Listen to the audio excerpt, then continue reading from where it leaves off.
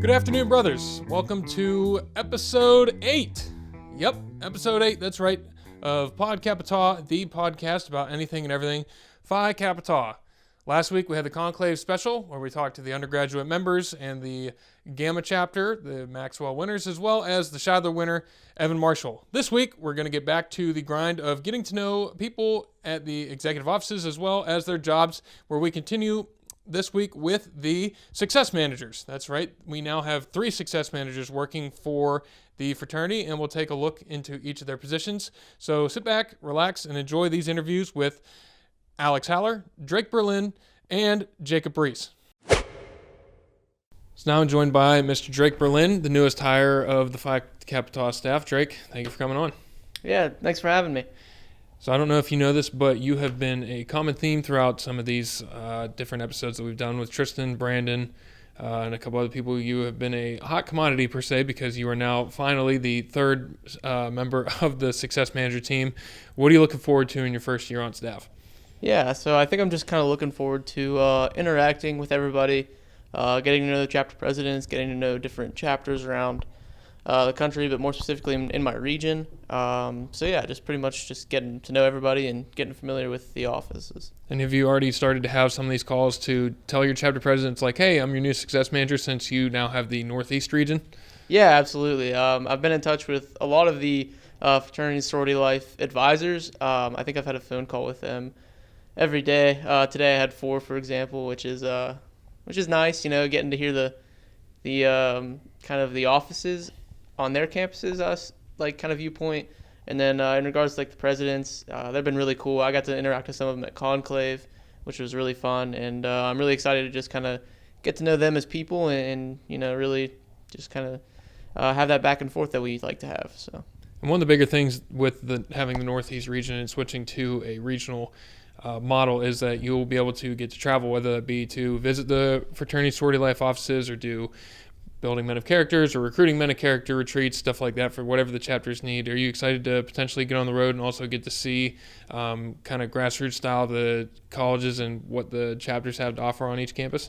Yeah, definitely. So the interesting thing about Bethany, West Virginia is, it's on top of a hill and you don't really get to see much other than trees and just a lot of green. So being able to travel in the Northeast region and getting to see more than just hills and trees, I think would be pretty cool. And honestly, getting to interact with just different people. I like, talking to people from different places just because they have a different mindset or a different perspective compared to myself. So really just getting to know those people and getting to see kind of how they deal with day-to-day stuff is going to be interesting, and I'm definitely looking forward to it. Do you think coming from a small school like Bethany will help you in this job? Yeah, absolutely. It's no secret that Phi Tau kind of shaped me as an individual. I'm really pretty open about that. I was a 2-term president at Bethany, and we have what's called the Bethany bubble, which is an interesting thing, but fortunately I think I was able to escape that Bethany bubble once or twice, attending national events with Phi Tau, and just getting out there. And I was also a collegiate athlete, so traveling to northern Pennsylvania and further in Ohio and places like that. I was definitely able to interact beyond Bethany and beyond the small school scenery, I suppose you could say. You being part of Bethany, they are Phi, so a single letter chapter. Is there a very good alumni-based view? And, talk about what your chapter's rich history means. Yeah, absolutely. So actually this fall we just celebrated, this last fall, we just celebrated the 95th anniversary at Phi. And we had over 100 alumni come back, and it was incredible. I mean, just to be able to see those guys come back. I think our oldest alumni, his name is Sam Angle, and I think he might be 100 years old. Wow. So he had some great stories to tell. Whenever he was talking, everybody would be listening. There wouldn't be anybody else talking. Everybody would just listen to what he had to say. So being able to just kind of interact with those alumni and being fortunate enough to have such a deep alumni basis and hear the stories. Oftentimes you hear people kind of say, okay, don't listen to your alumni, but at Phi they like to kind of say, you can hear our stories, but don't do as we did, Right.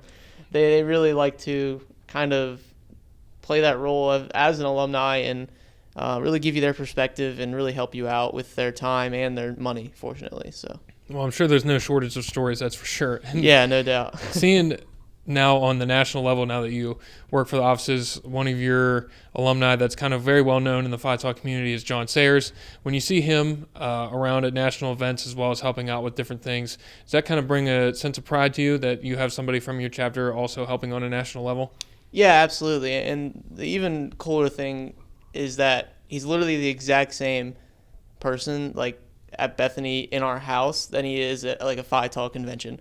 Like convention last year, he was talking about having bacon at breakfast the next morning. I remember he like made an amendment to do that, and he literally would do the exact same thing at Bethany, like it if that was something. So John's just a really, really sincere guy, and being able to see him on the national scale, really, it does make me like have a sense of pride. So it's really cool to see that. One of the things talking about national events was at this past conclave, you won the Douglas Award for the most outstanding chapter president in Phi Kappa Tau. Talk about what winning that award means to you. Yeah, so it actually came as a huge surprise. I had no idea what was happening, and you guys were kind of in on it. I wasn't in on it. You weren't in on it, but like they were. The success managers and some of the chapter services people like knew what was happening, and I had no idea. Like I had no idea I was going to win an award. I had no idea that my family was coming, so they showed up, and that was cool to see that. And it was really interesting when they called my name, and like as they were describing the person, I was like, wow, I did those things in college. My resume wasn't so bad. And then like John Sayers said my name, and I was thinking to myself, oh, the crap, that's me. And at that point, it just kind of turns into left foot, right foot, like don't fall. But it was awesome to be able to be a part of that and be a part of what other presidents, before me have done hard work to get to. And, I definitely put a lot of hard work in, and to be kind of rewarded is really pretty cool. Yeah, definitely agree. I was definitely as surprised as you were as they were describing it. Like you said, I was also like, it kind of sounds like Drake. And I was like, well, his family's here, so I wonder if he won. And then you won. And then the jokes started flying from our table. But nonetheless, so kind of getting back into your job specifically, you've been here over a month now, and you are about to go to Leadership Academy. That'll be happening in Georgia by the time this thing airs. Talk about what you've thought so far in the first month as well as what you're looking forward to at Leadership Academy. Yeah, so my first month, it's been a lot of like onboarding things, kind of like what to expect, what to do in different situations, how to take the role. So it's been a lot of that. Within like the last week, I've really kind of had my own free reins. So like I said, I've been having phone discussions with FSAs, and I've been sending a lot of emails. So I'm really sorry to people that are listening and have gotten like 1,000 of my emails. Like, I'm just sorry it went that way. Also, like Leadership Academy, I'm definitely excited because as an undergrad, I didn't really get to go to those.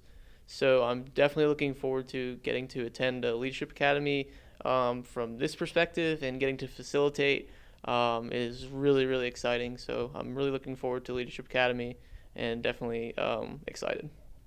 So one of the new things in the new model is now you'll be able to work with new officers within each chapter that you have in the Northeast region, whether it be the president, vice president, recruitment chair, or risk management, stuff like that. What's one thing that all of your chapters should know about you going forward?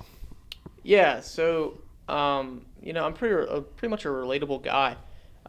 Whenever they have an issue, I'm not going to necessarily try to put myself like I've been there before, but I'll be empathetic if I can, and try to help out and do what I can to coach them towards the right solution or help find the answer.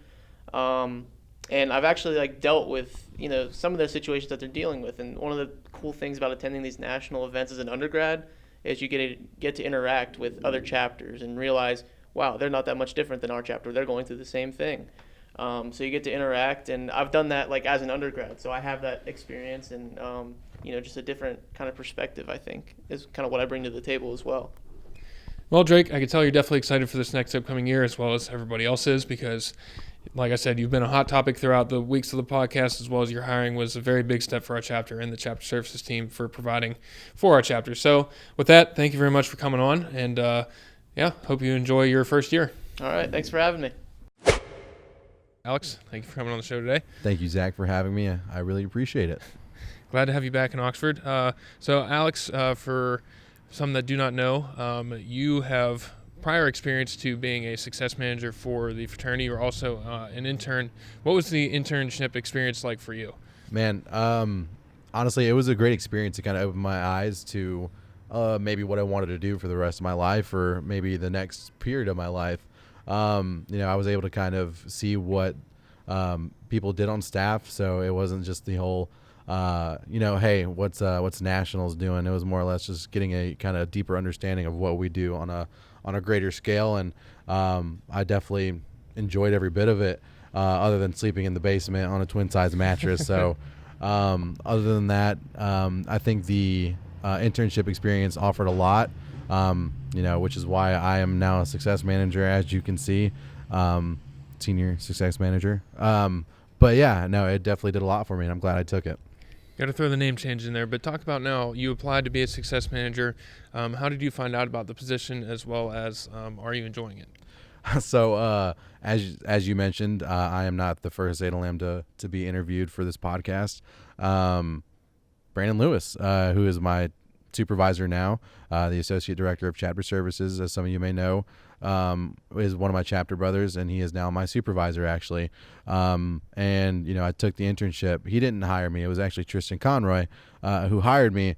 But they saw what I did during the internship, and they I guess they wanted to take a chance on me, so they offered me the job. I went through the interview process, and lo and behold, I was able to get the job as a success manager. So very, very good journey to the point where I'm at, and I super enjoy it now, because the things I see, the things I do, the people I get to talk to is just things you probably wouldn't get to do with any kind of regular job out of college. So it's super enjoyable. And speaking of Zeta Lambda, you were part of the Alpha recruitment class for them right after they chartered. Does being part of a younger fraternity help you out in your role now, as far as you can see the keeping the drive alive in guys, as well as helping them out if their chapter is struggling with anything along the road? So yeah, I mean, and that's definitely one of the things that we see across the board, is just trying to figure out how do we keep that fire sparked under people.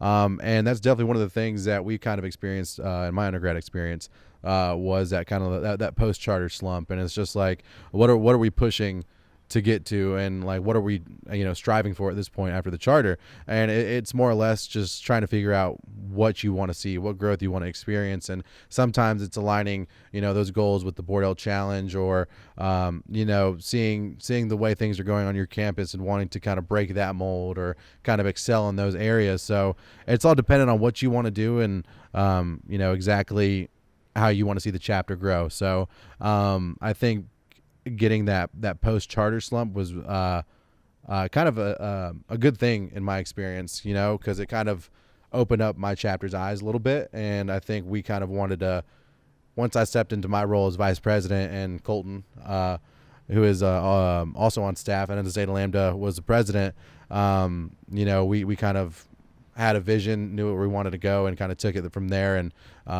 we just had to keep that drive. We set goals. Sometimes they fell short, but that's fine.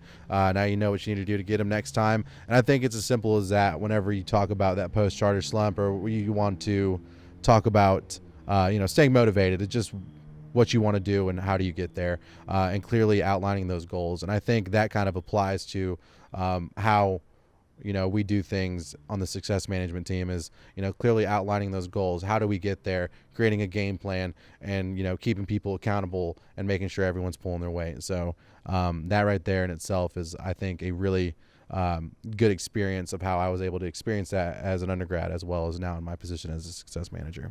And for those who don't know exactly what a success manager does, would you say that that's mainly your job, is to create goals and help chapters not only attain them, but hold them accountable to those, as well as creating game plans as to what they're trying to do for the next semester and so on? So, that's definitely a good description if someone didn't know who we were, or what we do as a position. And I think that's part of it. A lot of it is just having those conversations with.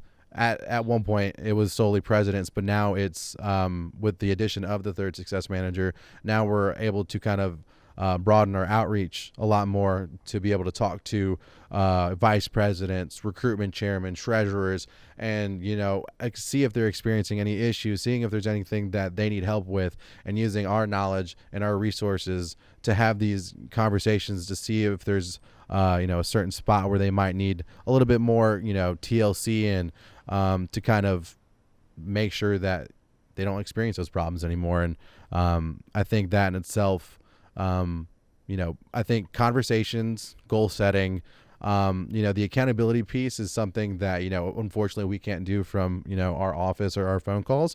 So it's just more or less figuring out how the president or the exec board or leadership, chapter leadership can keep people accountable.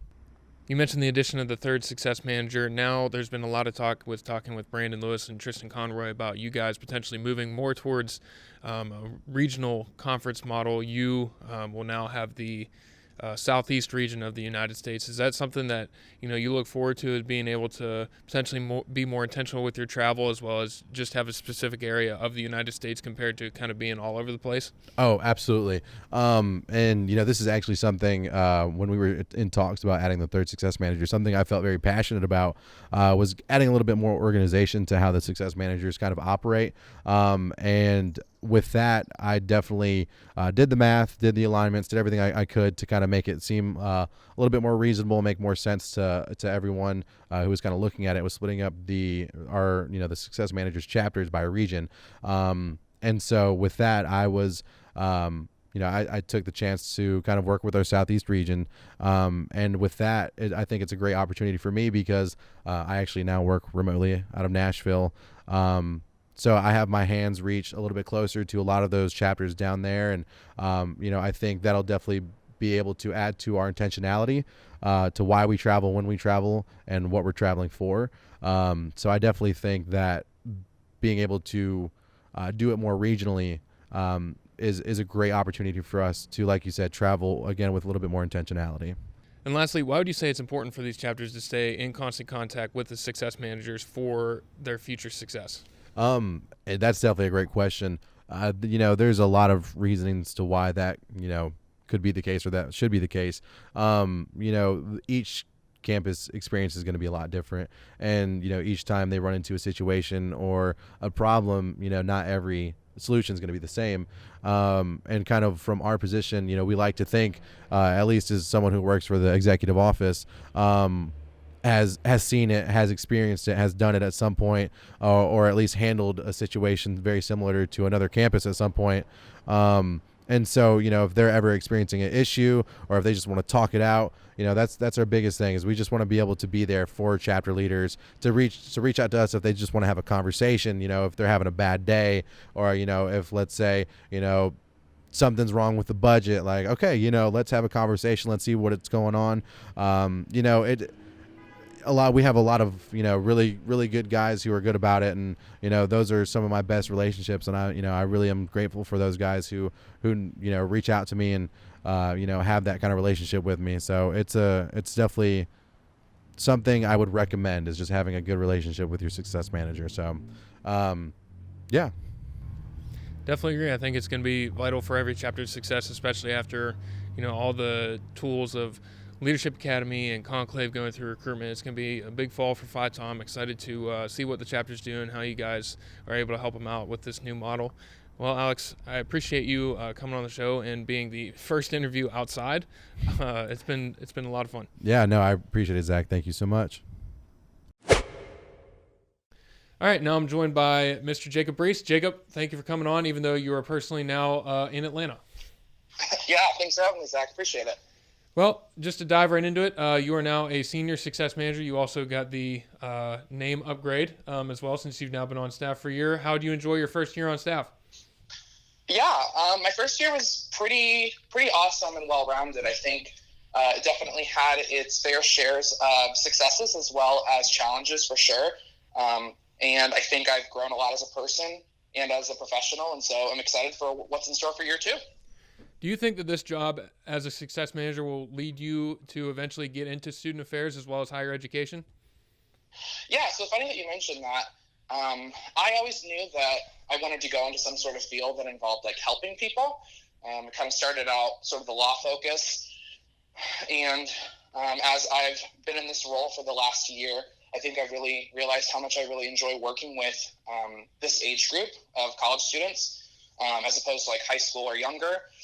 And so, yeah, I actually am planning on going into student affairs. I've actually started touring some programs as I look forward into the future, but I don't really see that really transpiring, at least for another year or two, kind of depending on what I decide to do with my time on staff. So a common theme among the podcasts so far has been the plethora of Zeta Lambdas that work here, but you also have another coworker who is from the same chapter as you being from Delta Omega at Truman State in Missouri. You are chapter brothers with Tim Hudson, the CEO. Is that kind of cool working for the executive offices and having someone from the same chapter as you work here?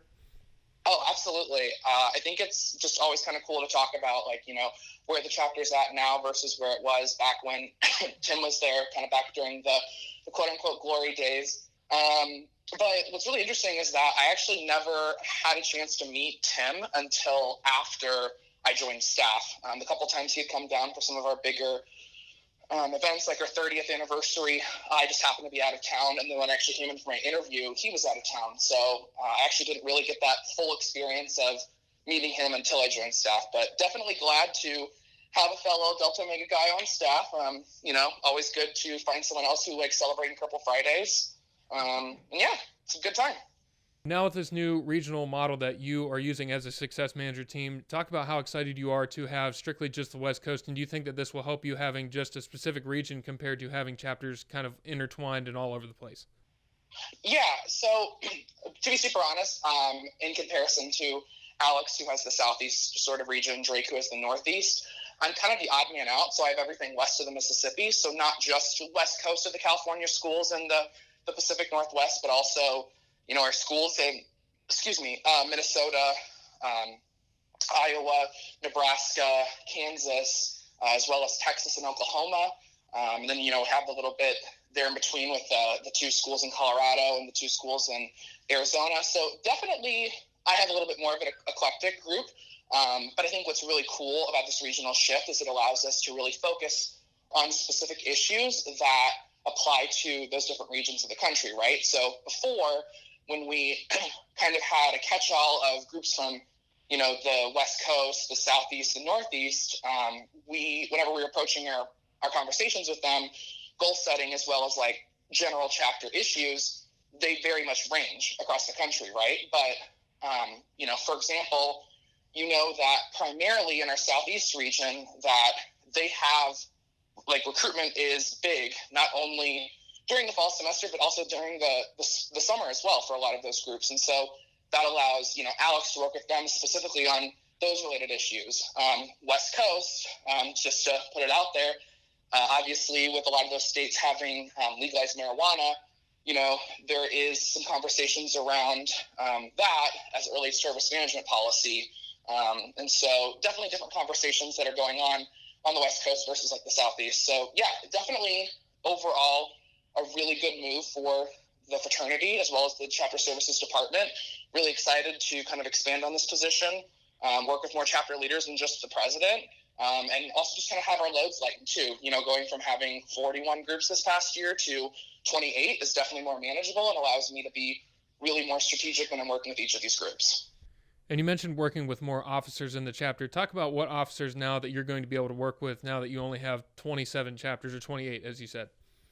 Yeah, so as we have been developing the shift, we've also developed some KPIs or key performance indicators as a team. And one of our expectations for ourselves is that we're working with at least 2 other chapter leaders outside of the president each semester.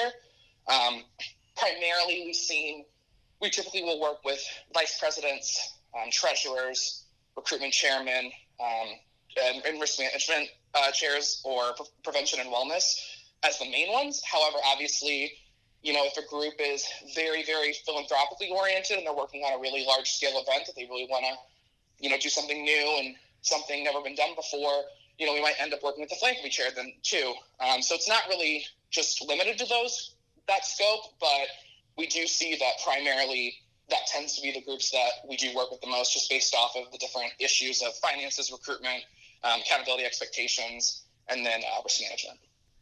One of the other things that you get to work with are the BOG, or the Board of Governors, since you guys kind of are the liaison between the active chapter and the executive offices. Talk about how you work with the Board of Governors, and if a Board of Governors is struggling or hasn't yet reached out, how they can get in touch with you and how you can provide your services for them. So we primarily work with the point of contact, so kind of one person sort of designated on the board who kind of serves as the main voice of the board for their concerns, and it really allows us to funnel communication through that one person who then can disseminate that information to the rest of the board. So that's kind of what the structure is supposed to be. There's a communication triangle sort of model that we developed and announced last year. And if you want more information about that, you can always reach out to your success manager if you're confused. But yeah, so we have noticed that struggling chapters is often linked to boards that are low functioning or just not really involved.